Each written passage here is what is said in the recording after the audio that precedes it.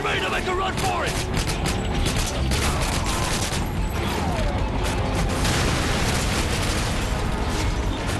To the H-Truck, go!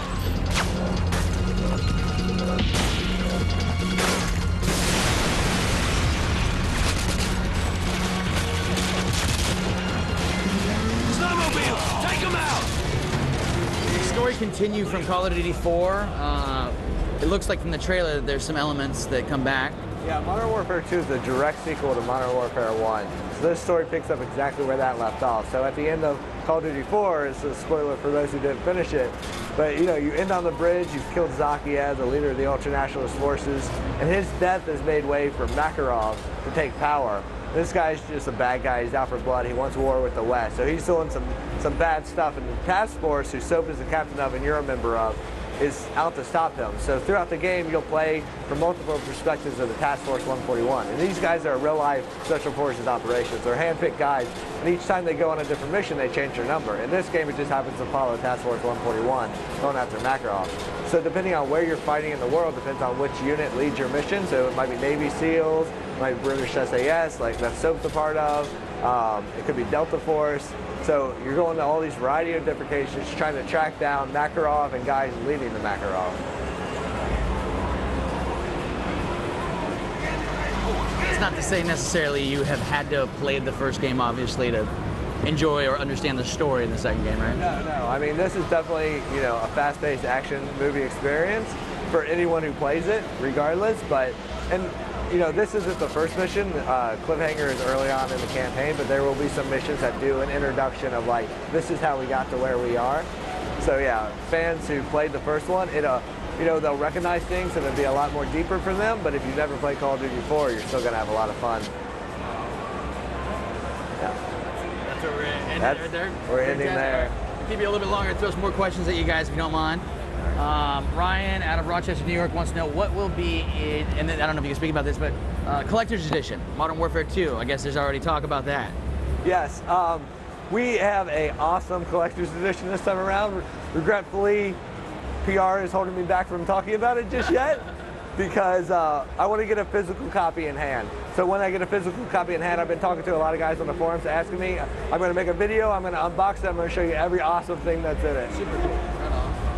I got Mohammed Emin Ozturk out of Turkey wants to know, is there any new multiplayer modes? Oh, that's right, you're not talking about online, sorry. Yes, there are new modes, but we're not talking about them. Daniel out of Melbourne, Australia wants to know, can you do takedowns in this one? So I can only imagine he's talking about some of the stealth stuff, sneaking up behind somebody or something like that. You may have noticed, did you switch weapons at the beginning?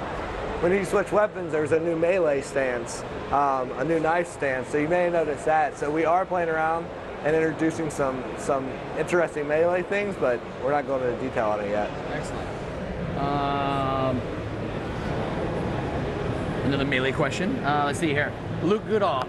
I apologize. So, sometimes I get a little overexcited because I know you guys are showing it for like, you know, one of the first times, but they're already asking about DLC.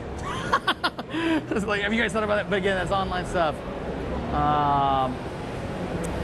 This one should be fairly safe. Campaign mode, obviously last time was a little short compared to a lot of other games. Are you guys thinking the campaign mode's gonna be about the same length? You going longer?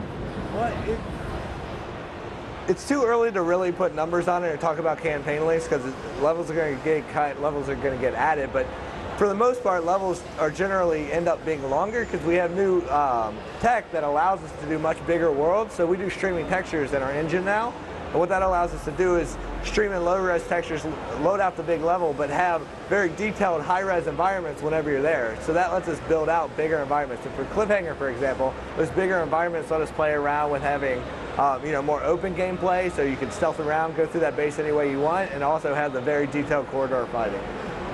I get a ton of questions about this. I know you're not necessarily talking about online, but at the very least, can you talk about the fact last time there was a beta program that you guys started early on at some point? Is that something you guys are thinking about? And if so, do you have any idea of the time frame?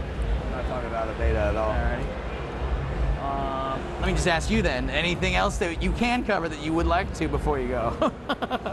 Just, you know, go to modernwarfare2.com, keep track on all the trailers, you know, join our forums at infinityward.com, follow us on Twitter, you can go to @402. I mean, we're very connected to our fans. A lot of their input is going in. If you go over to our booth at E3 right now, you'll see all their suggestions up on our screen. I mean, we used our entire screen real estate to do a countdown and to show off fan suggestions. So we are listing, and a lot of it's going in game. So get involved and make sure you go out November 10th and pick up the game. All right, Modern Warfare 2. Yeah, Thanks you guys so much. Appreciate it. Thanks for coming by.